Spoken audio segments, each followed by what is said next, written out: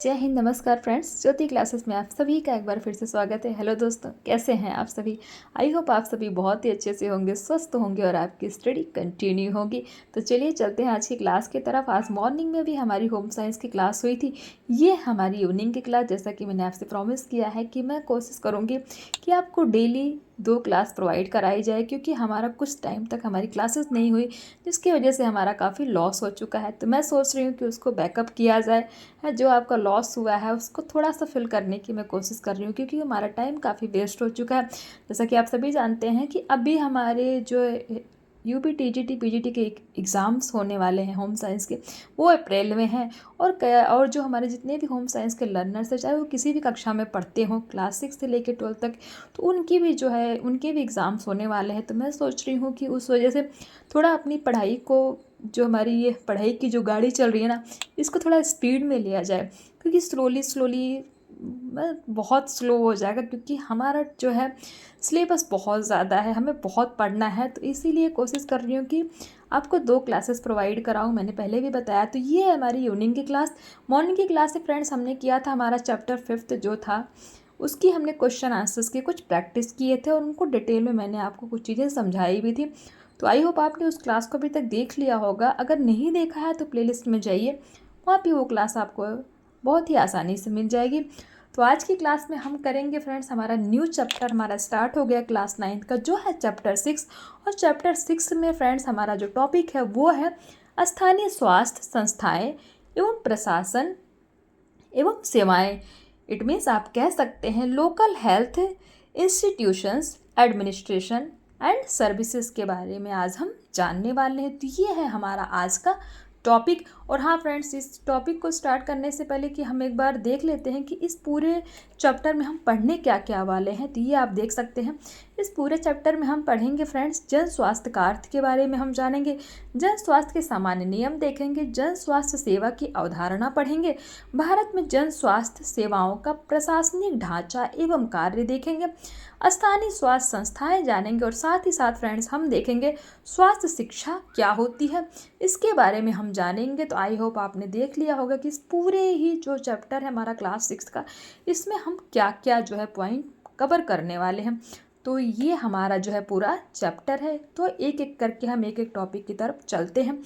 तो इसको करने से पहले फ्रेंड्स, हमने प्रीवियस क्लास में क्या किया था, एक बार उसका क्विक रिवीजन ले लेते हैं, बिकॉज यू नो दैट ना revision is the most important part of our study.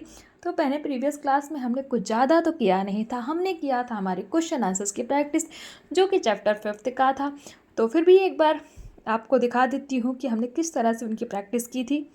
तो ये था फ्रेंड्स हमारा प्रीवियस क्लास, जिसमें हमने कुछ बहुविकल्पीय प्रश्न किए थे, अति लघु उत्तरीय प्रश्न किए थे हैं, और साथ ही साथ हमने किए थे कुछ लघु उत्तरीय प्रश्न। तो आई होप आपने उस क्लास को देखा होगा, और इसको बहुत डिटेल में मैंने आपको समझाया भी था, है। तो आपने उस क्लास को देख लिया होगा जो हमने मॉर्निंग में आज किया था। और साथ ही साथ ये हमारा, इसी के साथ हमारा ये चैप्टर कंप्लीट हो गया था। तो आई होप आपने इस क्लास को देखा होगा। नहीं देखा है तो प्लेलिस्ट में जा कर के आप इन क्वेश्चन आंसर्स को देख सकते हैं और अपने डाउट्स क्लियर कर सकते हैं। फिर भी आपको कोई डाउट हो तो आप अपने डाउट्स हमें कमेंट के माध्यम से पूछ सकते हैं, मैं आपके क्वेश्चन का आंसर देने का पूरा प्रयास करूंगी। तो ये था हमारा प्रीवियस क्लास। चलते हैं आज की क्लास की तरफ और आज के एक नए टॉपिक की तरफ, जो कि हमने आपको बताया कि है स्थानीय स्वास्थ्य संस्थाएं प्रशासन एवं सेवाएं के बारे में हम जानेंगे। देखते हैं आखिर है क्या ये।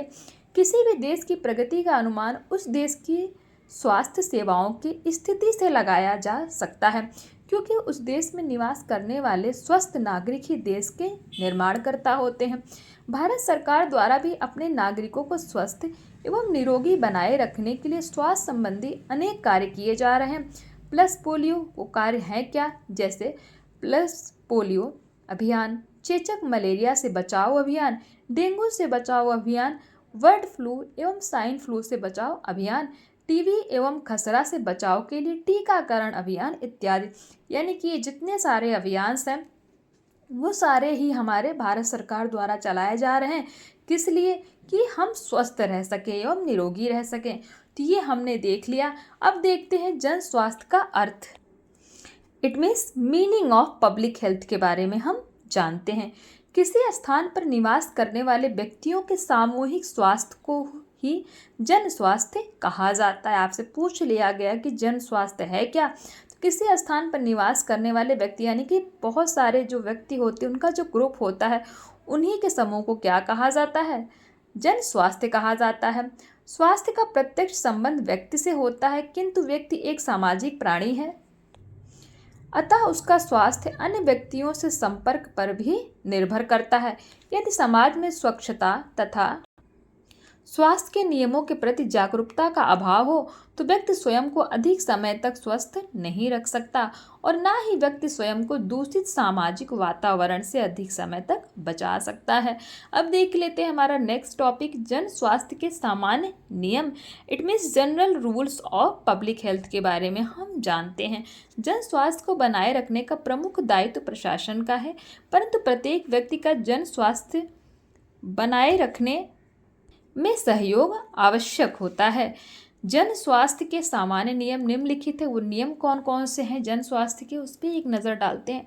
नंबर 1 है घर के दैनिक क्रियाकलापों यानी कि रोजमर्रा के जो काम होते हैं, क्रियाकलापों से भिन्न भिन्न प्रकार का कूड़ा कचरा एकत्र होता है, जिसे लापरवाही से कहीं भी नहीं फेंकना चाहिए, बल्कि उचित स्थान पर उसके निष्कासन की व्यवस्था करनी चाहिए।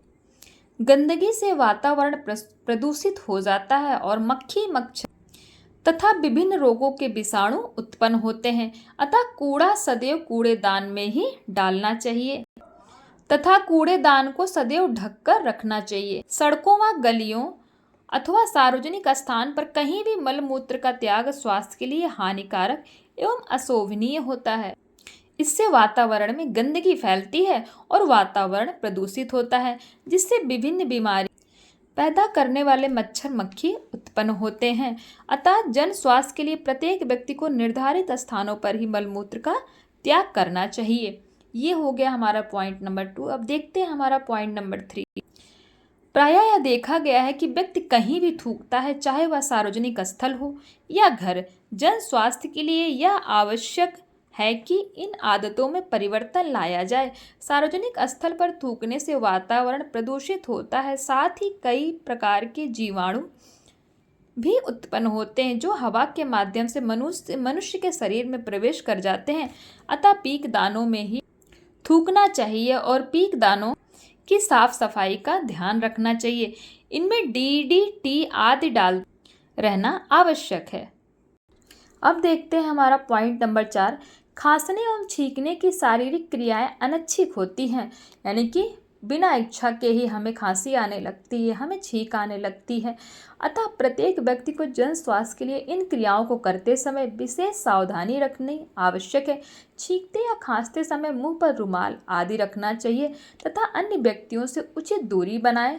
साथ ही मुंह पर कपड़े इत्यादि का मास्क लगाएं, ताकि यदि आप किसी बीमारी से ग्रस्त हैं तो उसके कीटाणु अन्य लोगों को प्रभावित ना करें। तो ये हमारे 4 पॉइंट्स थे जो कि हमने किसके बारे में जाने, जन स्वास्थ्य के सामान्य नियम के बारे में हमने जाने। आई होप आपको ये समझ में आया होगा। नेक्स्ट हमारा जो है टॉपिक इस चैप्टर में वो है जन स्वास्थ्य सेवा की अवधारणा। It means concept of public health. जन स्वास्थ्य सेवा की अवधारणा it means concept of public health के बारे में हम जानते हैं। जन स्वास्थ्य सेवा का तात्पर्य व्यक्तियों तथा समुदाय को दी जाने वाली उन सेवाओं से है जिनसे उनके स्वास्थ्य को ठीक किया जा सके, उसके स्तर को बनाए रखा जा सके, उसकी निगरानी की जा सके तथा उसका प्रसार किया जा सके। जन स्वास्थ्य सेवाओं का संचालन सामान्य रूप से सरकारी संस्थाओं व सामाजिक या जन लोक कल्याणकारी संस्थाओं के माध्यम से किया जाता है। तो ये था फ्रेंड्स हमारा जन स्वास्थ्य की सेवा की अवधारणा जिसके बारे में हमने जाना। नेक्स्ट है फ्रेंड्स हमारा भारत में जन स्वास्थ्य सेवाओं का प्रशासनिक ढांचा एवं कार्य। इट मीन्स आप कह सकते हैं administrative structure and function of public health service in India. इनके बारे में हम जानते हैं। भारत में जन स्वास्थ्य सेवाओं के प्रशासनिक ढांचे को निम्नलिखित रूप में प्रस्तुत किया जा सकता है। उसमें नंबर 1 है केंद्रीय जन स्वास्थ्य प्रशासन। It means central public health administration. देखते हैं क्या है। देश में समस्त जन स्वास्थ्य व्यवस्था की देखरेख के लिए केंद्रीय स्वास्थ्य मंत्रालय होता है, जिसका प्रमुख केंद्रीय स्वास्थ्य मंत्री होता है। यानी कि जो केंद्रीय स्वास्थ्य मंत्रालय होता है उसका प्रमुख कौन होता है? केंद्रीय स्वास्थ्य मंत्री होता है। ये आपको ध्यान में रखना चाहिए क्योंकि ये एग्जाम्स में पूछा जाता है। इस कार्य को क्रियान्वित करने के लिए स्वास्थ्य मंत्री की सहायता के लिए लोकसभा सदस्यों से बनी सलाहकार समिति, केंद्रीय स्वास्थ्य परिषद तथा प्रधान मुख्य निदेशक स्वास्थ्य सेवाएं होती हैं। केंद्रीय स्वास्थ्य मंत्रालय के द्वारा किए जाने वाले प्रमुख वैज्ञानिक एवं प्रशासनिक कार्य निम्नलिखित हैं। उसमें है नंबर 1 है प्रमुख अंतर्राष्ट्रीय संगठनों। प्रमुख अंतर्राष्ट्रीय संगठनों में कौन से संगठन आते हैं? जैसे यूएनओ, यूनिसेफ, विश्व स्वास्थ्य संगठन आदि से संपर्क स्थापित कर इनके द्वारा सुझाए गए स्वास्थ्य संबंधी नियमों को लागू करना। ये सभी किसके अंतर्गत आते हैं? प्रमुख अंतर्राष्ट्रीय संगठनों के अंतर्गत आते हैं। नंबर 2 है हमारा विभिन्न संक्रामक रोगों की रोकथाम की व्यवस्था करना। नंबर 3 में स्वास्थ्य एवं चिकित्सा से संबंधित आवश्यक आंकड़ों का संग्रह एवं जांच पड़ताल करना। नंबर 4 में आपका हो जाएगा समस्त खाद्य पदार्थों में मिलावट पर प्रतिबंध लागू करना तथा इस पर नियंत्रण करने के लिए आवश्यक कानून बनाना। और नंबर 5 में हो जाएगा सामाजिक सुरक्षा बीमा की सुविधा उपलब्ध कराना।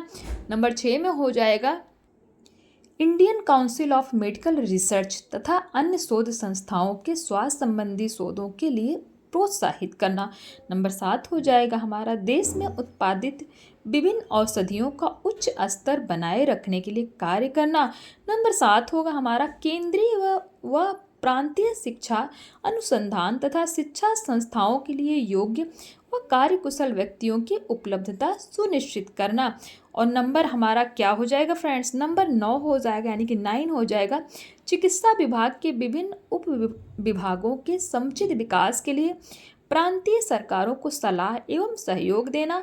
ये हो गया हमारा 9 पॉइंट नंबर 10 यानी कि नंबर 10 हो जाएगा सेंट्रल काउंसिल ऑफ हेल्थ के माध्यम से देश में जन स्वास्थ्य प्रशासन का स्तर उच्च बनाना। ये हो गया हमारा पॉइंट नंबर 10। 1-2 पॉइंट और फटाफट उनको देख लेते हैं। पॉइंट 11 में आ जाएगा, यानी कि जो नंबर 11 में आएगा केंद्रीय स्वास्थ्य आयोग की स्थापना द्वारा जन स्वास्थ्य प्रशासन का स्तर उच्च बनाने का प्रयास करना। और हमारा लास्ट जो है पॉइंट वो है जो है नंबर 12 यानी कि 12 प्रांतीय सरकारों के जन स्वास्थ्य संबंधी प्रशासन को सुव्यवस्थित बनाए रखने में सहयोग प्रदान करना। तो ये हमने जो टोटल पॉइंट्स देखे 12 वो किसके बारे में थे? हमारे केंद्रीय जन स्वास्थ्य प्रशासन के बारे में हमने जाना। तो आई होप ये आपका जो है कॉन्सेप्ट क्लियर हुआ होगा। अब दूसरा जो देख लेते हैं, दूसरा हमारा है प्रांतीय स्वास्थ्य प्रशासन के बारे में हम देखते हैं। इनको आप कह सकते हैं प्रांतीय स्वास्थ्य प्रशासन को आप प्रोविंशियल हेल्थ एडमिनिस्ट्रेशन भी कह सकते हैं। तो देख लेते हैं कि क्या है ये। प्रांतीय स्तर पर प्रत्येक राज्य सरकार में स्वास्थ्य विभाग एक स्वास्थ्य मंत्री तथा स्वास्थ्य सचिव होता है। सामान्यतः राज्यों में स्वास्थ्य एवं चिकित्सा प्रशासन की देखरेख सिविल सर्जन तथा कुछ राज्यों में इंस्पेक्टर जनरल या स्वास्थ्य सेवा के निदेशक द्वारा की जाती है। राज्य में स्वास्थ्य से संबंधित विभिन्न विभाग होते हैं, जैसे विद्यालय स्वास्थ्य, सार्वजनिक स्वास्थ्य, चिकित्सा, संक्रामक रोग उन्मूलन, औषध उत्पादन, निरीक्षण एवं नियंत्रण तथा परिवार नियोजन विभाग, ये सारे ही पाए जाते हैं। प्रांतीय स्वास्थ्य प्रशासन के द्वारा किए जाने वाले प्रमुख कार्य निम्नलिखित हैं। कौन कौन से हैं देखते हैं। नंबर 1 राज्य में उत्पन्न होने वाली स्वास्थ्य संबंधी समस्याओं का विश्लेषण करके उनके समाधान की उचित योजना बनाना। नंबर 2 में हो जाएगा संक्रामक रोगों के निवारण का कार्य प्रारंभ करने के लिए केंद्रीय प्रयोगशाला तथा उसकी शाखा एवं उप शाखाओं को स्थापित करके उनमें स्वास्थ्य एवं उसकी रसायन संबंधी जांच पड़ताल की व्यवस्था करना। संक्रामक रोगों के फैलाव की रोकथाम से संबंधित आवश्यक सूचनाओं का राज्य भर में प्रसारण करना। ये हो गया हमारा पॉइंट 2। पॉइंट 3 है हमारा राज्य स्तर पर बनाए जाने वाले स्थानीय स्वास्थ्य कार्यक्रमों में समन्वय हेतु विशेषज्ञों के माध्यम से उचित निरीक्षण की व्यवस्था करना। नंबर 4 हो जाएगा राज्य में संक्रामक एवं स्वच्छता संबंधी आवश्यक कानून एवं नियम बनाना एवं उनका क्रियान्वयन करना। नंबर हमारा 5 हो जाएगा स्वास्थ्य विभाग एवं सरकारी अनुदान प्राप्त सामुदायिक संस्थाओं के कार्य का न्यूनतम स्तर निर्धारित करना।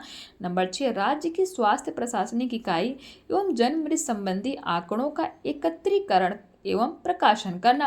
नंबर 7 में जिन रोगों के विस्तार पर नियंत्रण किया जा सकता है उनके संबंध में आवश्यक सूचना प्रसारित करना। और हमारा जो है नंबर 8 यानी कि पॉइंट नंबर 8 हो जाएगा उद्योगों के अपशिष्टों से उत्पन्न होने वाली बीमारियों की रोकथाम के लिए औद्योगिक स्थलों पर स्वच्छता एवं चिकित्सा की पर्याप्त व्यवस्था करना। नंबर 9 राज्य में उपस्थित जल स्रोतों का प्रबंधन एवं नियंत्रण तथा जल निष्कासन की समुचित व्यवस्था करना। नंबर 10 स्थानीय स्वास्थ्य पदाधिकारियों को आर्थिक सहायता प्रदान करना। नंबर 11 हो जाएगा जन स्वास्थ्य सेवाओं की जनता तक शीघ्र उपलब्धता की व्यवस्था कराना। नंबर 11 है हमारा जन स्वास्थ्य संबंधी आधारभूत एवं व्यवहारिक समस्याओं के समाधान के लिए आवश्यक अनुसंधानों की व्यवस्था करना। और नंबर 12 हो जाएगा जन स्वास्थ्य विभागों में कार्यरत कर्मचारियों की योग्यताएं निर्धारित करना। इतने सारे पॉइंट्स हमने फ्रेंड्स जाने। ये पॉइंट्स हमारे किसके बारे में हमने जाना? ये जाना हमने प्रांतीय स्वास्थ्य प्रशासन के द्वारा किए जाने वाले प्रमुख कार्य जो होते हैं उनके बारे में हमने जाना कि वो कौन से प्रमुख कार्य हैं जो प्रांतीय प्रशासन द्वारा किए जाते हैं। It means provincial health administration के द्वारा जो कार्य किए जाते हैं उनके बारे में हमने ये कुछ पॉइंट्स जाने। आई होप आपको ये समझ में आया होगा। नेक्स्ट हमारा जो वो है टॉपिक वो है फ्रेंड्स हमारा जिला स्वास्थ्य विभाग। अभी तो हमने जो है केंद्रीय जन स्वास्थ्य प्रशासन जाना, प्रांतीय स्वास्थ्य प्रशासन जाना। अब हम देखते हैं जिला विभाग क्या होता है और उसके कार्य क्या क्या होते हैं। जिला विभाग को आप कह सकते हैं डिस्ट्रिक्ट हेल्थ एडमिनिस्ट्रेशन भी आप कह सकते हैं इन इंग्लिश में। तो आई होप ये आपको समझ में आया होगा। दो के बारे में हमने जान लिया, किन के बारे में? केंद्रीय जन स्वास्थ्य प्रशासन के बारे में, प्रांतीय स्वास्थ्य प्रशासन के बारे में। और अब हमारा जो नेक्स्ट है वो है हमारा जिला स्वास्थ्य विभाग यानी कि डिस्ट्रिक्ट हेल्थ एडमिनिस्ट्रेशन के बारे में हम जानते हैं आखिर है क्या, इसके कार्य क्या क्या हैं। तो देखते हैं राज्यों में जिला स्तर पर स्वास्थ्य सेवाएं व्यवस्थित रूप से संगठित होती हैं। संपूर्ण प्रदेश में स्वास्थ्य सेवाओं का संचालन निदेशक, चिकित्सक, स्वास्थ्य परिवार कल्याण द्वारा किया जाता है। जिले का मुख्य स्वास्थ्य प्रशासक जिला स्वास्थ्य अधिकारी होता है।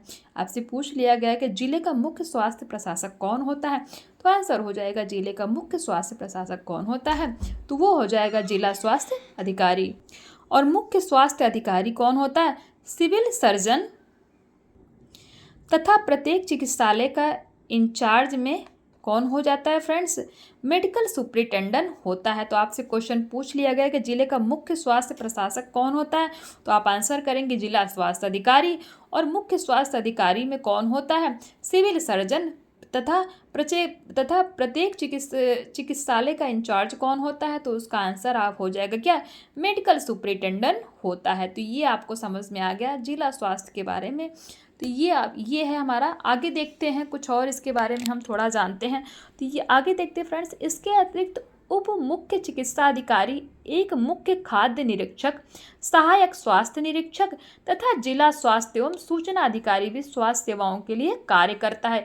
यानी कि जो जिला स्वास्थ्य विभाग है उसमें जिले का मुख्य स्वास्थ्य प्रशासक स्वास्थ्य अधिकारी होता है, मुख्य स्वास्थ्य अधिकारी सिविल सर्जन, प्रत्येक चिकित्सालय का इंचार्ज मेडिकल सुपरिटेंडेंट होता है। परंतु इनके अलावा भी कुछ अधिकारी होते हैं जिसमें आपने ये देखे कि उप मुख्य चिकित्सा अधिकारी हो जाते हैं, एक मुख्य खाद्य निरीक्षक, सहायक स्वास्थ्य निरीक्षक तथा जिला स्वास्थ्य एवं सूचना अधिकारी भी स्वास्थ्य सेवाओं के लिए कार्य करते हैं। तो ये सभी जो हैं किसके अंतर्गत आते हैं? जिला स्वास्थ्य विभाग में काम करने के अंतर्गत आते हैं। अब देख लेते हैं जिला स्वास्थ्य विभाग द्वारा किए जाने वाले मुख्य कार्य क्या क्या है। हमने ये तो जान लिया कि जिला स्वास्थ्य में कौन कौन काम करता है, जो काम करता है वो कौन होता है, उन सभी के बारे में हमने जान लिया। अब देखते हैं कि ठीक है ये सब तो है, हमने जान लिया, बट इनके कार्य क्या हैं जिला स्वास्थ्य विभाग के, तो देखते हैं। नंबर 1 में आ जाएगा, अपने जिले में चिकित्सा व्यवस्था सुव्यवस्थित बनाए रखने का कार्य करते हैं। नंबर 2 में है, समाज के निर्धन एवं कमजोर वर्गों के लिए मुफ्त दवा एवं संतुलित आहार की व्यवस्था करना। नंबर 3 में है, परिवार नियोजन कार्यक्रम का उचित प्रकार से परिचालन करना। नंबर 4 में, संक्रामक रोग फैलने की दशा में उसकी रोकथाम एवं उपचार की व्यवस्था करना। नंबर 5 में, बाढ़ भूकंप जैसी प्राकृतिक आपदाओं एवं सार्वजनिक आयोजन के समय संक्रामक रोगों की रोकथाम के प्रयास करना। और जो हमारा नंबर 6 हो जाएगा, खाद्य पदार्थों में होने वाली मिलावट की रोकथाम के लिए प्रयास करना। तो ये जो सारे ही कार्य हैं फ्रेंड्स, ये किसके अंतर्गत आते हैं? जिला स्वास्थ्य विभाग के अंतर्गत आते हैं। तो आई होप आपको जिला स्वास्थ्य के विभाग के बारे में अच्छे से पता हो गया होगा, समझ में आई होंगी चीज़ें। जिला स्वास्थ्य विभाग के बारे में हमने जाना, तो ये हमारा कंप्लीट हुआ। और इसी से रिलेटेड कुछ चेक पॉइंट्स आप देख सकते हैं। क्वेश्चन नंबर 1 है, भारत सरकार द्वारा अपनाए गए स्वास्थ्य संबंधित किन्हीं 2 कार्यों का उल्लेख कीजिए। हमने पढ़ा जन स्वास्थ्य क्या है, ये भी आपको पता है। केंद्रीय स्वास्थ्य मंत्रालय का कोई एक कार्य बताइए, जो हमने पढ़ा था अभी थोड़ी देर पहले ही। राज्यों में स्वास्थ्य संबंधित कुछ विभागों के नाम बताइए। और जिले का मुख्य स्वास्थ्य प्रशासक कौन होता है। तो ये सारे ही क्वेश्चंस फ्रेंड्स हमने जो अभी टॉपिक्स पढ़े हैं उन्हीं से रिलेटेड हैं। आई होप आप इनको सॉल्व कर सकते हैं।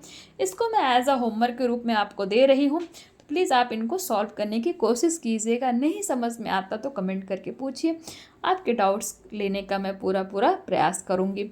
तो फ्रेंड्स, ये थी हमारी आज की क्लास। आई होप आज की क्लास आपको समझ में आई हो, आपके काम की हो। तो अगर जो है वीडियो अच्छी लगी हो, सीरीज अच्छी लग रही हो फ्रेंड्स, तो प्लीज़ चैनल को सब्सक्राइब कर दीजिए, बेल आइकन प्रेस कीजिए, जिससे कि जब भी वीडियोस अपलोड होती है ना, नोटिफिकेशन आपके पास पहुंचे और आपकी पढ़ाई कंटिन्यू चल सके। तो मिलते हैं हमारे नेक्स्ट क्लास में। आई होप आप सभी ने संडे बहुत ही अच्छे से एंजॉय किया होगा।